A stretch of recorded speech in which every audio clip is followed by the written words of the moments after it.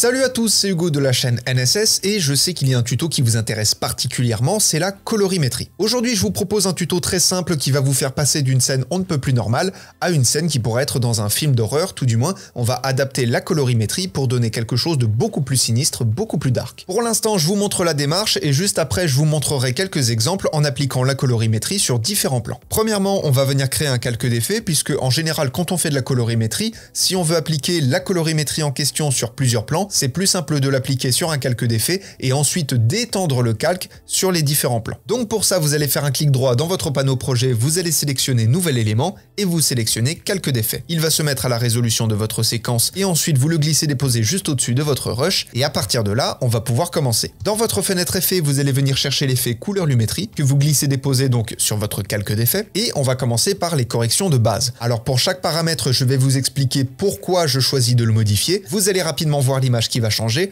et de temps en temps je ferai des petits rappels en désactivant les effets pour voir le avant et le après. Premièrement, une image dans le style horreur, c'est une image beaucoup plus froide. Donc on va baisser la température et la teinte et on va les passer toutes les deux respectivement à -50. Donc d'abord on baisse la température à -50, ce qui nous fait une image beaucoup plus bleutée, beaucoup plus froide. Et ensuite on baisse la teinte à -50, ce qui va nous donner une teinte beaucoup plus verte, ce qui va amplifier un petit peu le côté malsain. Bon, jusque-là, très bien. Une image dans le style horreur, c'est également une image moins saturée, avec moins de couleurs, moins de peps à l'image. Donc on va passer la saturation de 100 à 50. On la divise par 2. Là déjà, on a modifié que 3 paramètres et quand on regarde le avant et le après, on n'a plus du tout la même ambiance. L'exposition, on n'a pas forcément besoin d'y toucher, mais si votre image est un petit peu sous-exposée ou un peu cramée, bien évidemment, n'hésitez pas à le modifier. Pour ma part, je vais passer directement au contraste et on va justement augmenter le contraste pour donner plus de présence aux ombres et donc aux teintes sombres. Donc je vais passer de 0 à 70. Encore une fois, un plan d'horreur, c'est vraiment quelque chose de beaucoup plus sombre, beaucoup plus terne. Donc on va encore une fois augmenter les tons foncés et je vais les passer de 0 à -80. Bien évidemment, vous n'êtes pas obligé d'aller aussi loin, vous n'êtes pas obligé de mettre des paramètres aussi extrêmes que moi, mais pour ma part, je trouve que ça rend plutôt pas mal, mais encore une fois, on n'a pas fini. Alors bien évidemment, et comme je le dis souvent, n'hésitez pas à personnaliser un petit peu ces paramètres-là si vous trouvez qu'avec telle ou telle colorimétrie, avec tel ou tel paramètre en plus ou en moins, ça rend mieux, évidemment. Est-ce que je vous ai dit qu'un plan d'horreur, c'était un plan où les teintes sombres ou les ombres sont plus présentes ? Oui, il me semble que je vous l'ai dit. Donc on va passer les noirs à -30. Voilà, ça rajoute encore un petit quelque chose. Et si on fait un petit avant-après, là c'était le rush du début, et là c'est le rush qu'on a maintenant.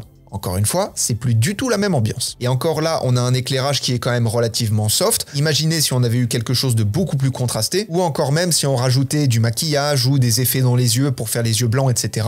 Là encore une fois, ce serait un niveau encore plus loin. Mais pour l'instant, on s'attarde juste sur la colorimétrie. Une fois les corrections de base faites, je vais développer mes courbes et modifier un petit peu les couleurs, notamment le rouge vert bleu. Je vais baisser les teintes rouges pour rajouter un petit peu du vert et du bleu dans mon image, et je vais baisser un petit peu les courbes vertes et bleues pour enlever un peu plus de saturation encore dans mon image, comme ceci. L'avantage des courbes, c'est que c'est beaucoup plus visuel, c'est beaucoup plus intuitif que juste d'avoir un curseur avec des paramètres à rentrer. Personnellement, c'est une interface que j'utilise relativement souvent dans mes créations. On va pouvoir descendre et passer au niveau des roues chromatiques, donc juste ici, et on va baisser en termes de luminosité les tons moyens et les tons clairs. Donc comme vous le voyez, vous avez 3 roues, les tons foncés, les tons moyens, les tons clairs. Vous allez pouvoir augmenter la luminosité ou au contraire la baisser. Et surtout, vous allez pouvoir donner des teintes spécifiques à votre image selon là où vous allez placer votre curseur dans la roue. Personnellement, ma colorimétrie est déjà relativement poussée dans les teintes que je recherche, donc je vais simplement me contenter de baisser la luminosité des tons moyens et des tons clairs. Je les baisse un tout petit peu, voilà, comme ceci. Et je vais rajouter juste un petit effet de vignettage juste ici. Donc le vignettage, c'est les contours sombres que vous allez avoir sur votre image. Alors je ne vais pas en rajouter autant, rassurez-vous. Je vais simplement passer le gain de 0 à -1.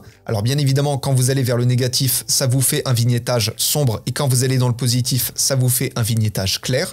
Mais bien évidemment, pour quelque chose dans un style horreur, on va évidemment aller dans quelque chose de plus sombre. C'est logique. On a presque fini, il nous reste juste un tout petit effet à rajouter qui va être un effet de texture. Et juste avant, je vous montre un petit avant-après. Ça, c'est ce qu'on avait au début, un rush on ne peut plus normal, bonne ambiance, chaleureux.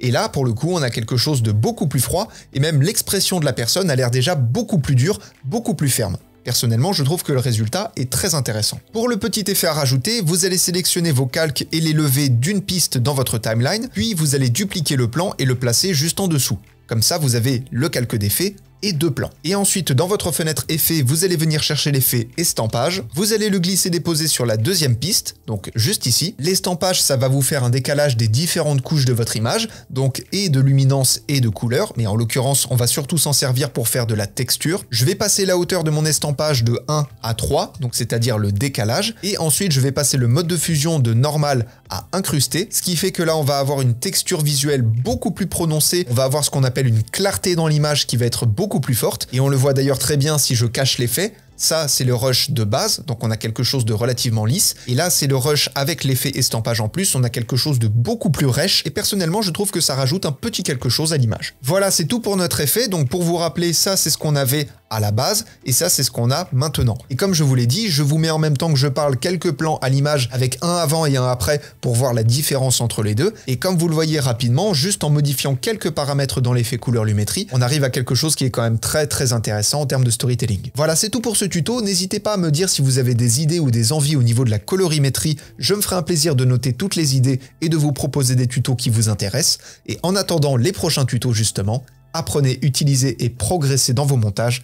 Je vous fais des bisous et à plus.